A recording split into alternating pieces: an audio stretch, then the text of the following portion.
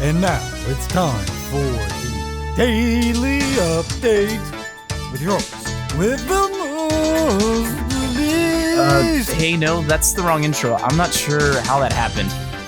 Whatever. This is the special report, folks, where we bring in-depth coverage on your favorite games. Season 2 of Apex Legends is live and it's a big one. To tell us more, let's check in with Pinguino over in Skulltown. How's the hot drop, Pinguino? Thanks, Beast. Things are wild today with Season 2 bringing in lots of fresh changes and new elements that have already made for some exciting plays in the last 24 hours. I've got 100 new things to cover in depth today. Wow, that's a lot. Oh yeah! This video will be split up into 8 sections with timestamps below. New hop-ups, weapon changes, character changes, gameplay elements, location changes, ranked mode, challenges, and battle pass. Let's get started. At the top of the list are new hop-ups which spice up the guns a lot. The Hammerpoint rounds bring 2, you could say, underpowered weapons up to par, with the P2020 gaining a 2.7 time increase in damage from 13 to 35 for body shots and 20 to 53 for headshots. This increase only applies to enemies after you've broken their shield, so it's a nasty little gun now for a quick cleanup. The hop-up works the same way on the Mozambique, where damage increases by roughly 2.15 times and takes the base pellet damage from 15 to 33 on a body shot and a headshot from 22 to 48. With 3 pellets in the gun, you can down an enemy with just a single shot if all 3 pellets hit and one of them is a headshot. Your mileage may vary with the Mozambique when only some pellets hit or you get them in the knee. But a great strategy with the Mozambique is to always ADS. The spread is much tighter that way, but with a shotgun bolt, hip fire is not bad either. Now I'm not sure if they've done anything to the range, but when ADSing, the distance is wild. The other new hop-up is the Disruptor rounds, which deals increased damage only to the shield of an enemy. This makes the alternator particularly nasty, and sadly, the RE45 quite underwhelming. On the alternator, the Disruptor rounds increase damage by 2.2 times. This takes body damage from 15 to 33, and headshot damage from 23 to 50. This means you'll almost always be able to break their shield with just 3 or 4 bullets. Now that's nasty. On the RE45 though, we're only seeing an increase from 11 to 17 for body damage and 17 to 25 for headshots. It's not the best to be honest, but the RE45 is very easy to control and has great range. So popping off a few shots on your enemies if nothing else is available is pretty solid. My advice is, if you find one, pick it up and get yourself an alternator. That's a lot of great stuff already, but now let's dive into 15 updates across all the weapons. The Flatline receives a damage buff from 16 to 19, which also increases headshots from 32 to 38. This is a big buff with a DPS of 190, which is now higher than the R301 and Spitfire, but slightly less than the R99. The P2020 received a damage buff from just 12 to 13, which is fair, especially with now the option of having Hammerpoint rounds. The alternator got a good buff from 13 to 15, so you can see the numbers above makes it awesome all around. The alternator also got a buff to the recoil reduction from barrel stabilizers. This was great before, but now it's OP. Moving on to snipers. We have 3 changes. On the triple take, the charge up time with the precision choke has been decreased from 1.5 to just 1.1 seconds. This is great news for the 5 fans with the triple take out there. The Kraper got a big bad buff, with the body damage increasing from 125 to 145, and headshots receiving a small buff to its multiplier, from 2 to 2.05. Leg damage also got a slight buff, from 0.76 to 0.08. Now that's some good stuff.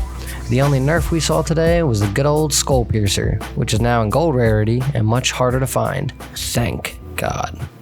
Arc Stars received a small buff, which now downs a player directly stuck with it, but a smaller nerf too, where they take 2.8 seconds instead of 2.5 seconds to detonate. That gives those Wraiths out there a little bit more time to go invisible, but they're still my favorite. Finally, we have some changes to magazines and ammo. Energy guns received a new magazine attachment called, you guessed it, Energy Mags, which will increase the amount of bullets that your gun can hold, depending on which rarity it has. The blue and purple versions of this attachment will reduce reload speed.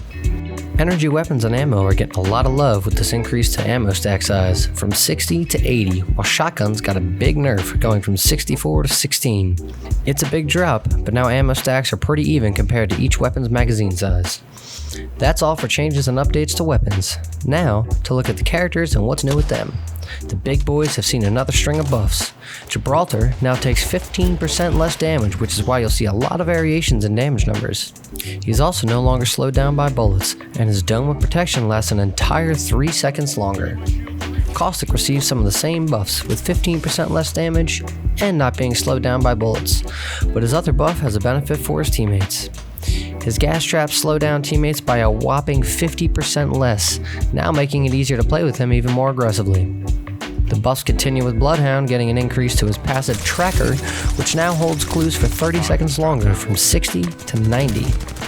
The angle of his scan has increased to make scanning enemies on higher ground easier, and finally his tactical ability, Eye of the Allfather, now actually tracks enemies and follows their movement for 1.5 seconds. Incredibly useful. And to sum up the character buffs, Mirage gets a small buff making it possible to cancel out his ultimate cloak, but adding a small delay when actually disabling it. Now, on to the character nerfs. Wraith now takes 5% more damage from all other legends. Lifeline receives the same nerf, but additionally, her clutch heal drone, which has saved my butt in the storm after a big fight, received a big nerf where her drone is destroyed after just 2 clicks from the storm. Pathfinder receives the same 5% damage nerf, but has received some improvements to his hitbox. I hope this chappy in training isn't the actual hitbox, because headshots seem to be a little broken on him.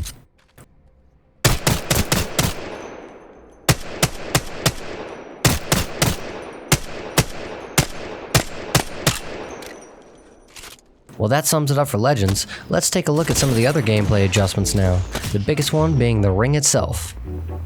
3 big changes have greatly increased the danger and urgency of the ring. Damage from the first storm increased from 1 to 2, with the second storm increasing from 2 to 5. The third storm from 5 to 10, and the next 2 hurt 20. And the last storm, you guessed it, 25. The speed of the storm has also increased, with the first storm at 3 minutes instead of 4, and quickly moving in at 2 minutes as opposed to 2.5 minutes that it was before Season 2. All of the storms have increased by around 20 to 30% overall. Finally, the first circle is 9% smaller, making movement across the map early on a must. I've died from the storm more in the last 24 hours than since day 1, so watch out for this one. For some of the smaller gameplay changes, new gold weapons have been rotated in. Now you can find gold versions of the Flatline, RE45, Mozambique, and my favorite, the Alternator. Airdrops will now appear on the map right as you're landing in, so that can lead you to starting a game with a big advantage. Cravers will appear more during the early game, while late game they will be swapped out for more Mastiffs since the circle is a lot closer. The new L-Star can be found in any world drop, including the ones right from the start. The revolutionary ping system now lets you ping a closed door. Yup, no longer will you be confused. Now if the door is open, it will correctly say, "Someone's been here." Finally, our legends have learned the names of their hop-ups and can call them out by name. Wow, you don't see this often. Skulltown's pretty quiet, and that's because people are checking out the new location still. So drop Skulltown and all the loot is yours. And your teammates. Bridges is no longer bridges. Those bridges and their bridges have all been destroyed. Above bridges, a new tower was erected. And a new name is revealed. Cages. Where you guessed it, there are dinosaurs in cages. Cascade now features a whole slew of new things to explore. There's a base here, a house there, some sort of camp there. The layout is completely different, and I have no clue what's going on here. Actually, turns out it's now called Containment. What? Now let's talk about 2 places that haven't changed their names. Repulsor is still Repulsor, but now with dinosaur birds everywhere. I think the official term is Flyers? Make sure you shoot them down and grab lots of loot. There's also a huge new tower and some sciencey looking places with lots of loot. They put another one of those sciencey looking places over in tunnels and by the bridges. Well, the old bridges. And right on the other side of Skulltown here. Over here in the old mud pit, which I call crater area, you will now find grass instead of mud. And some new buildings. They're also sciencey looking. I think there might be a theme here. Pro tip, make sure to watch out for those giant dinosaurs. They can step on you. Not sure how you'd manage to get under one, but our buddy Cade took one for the team to find out. Roll the clip.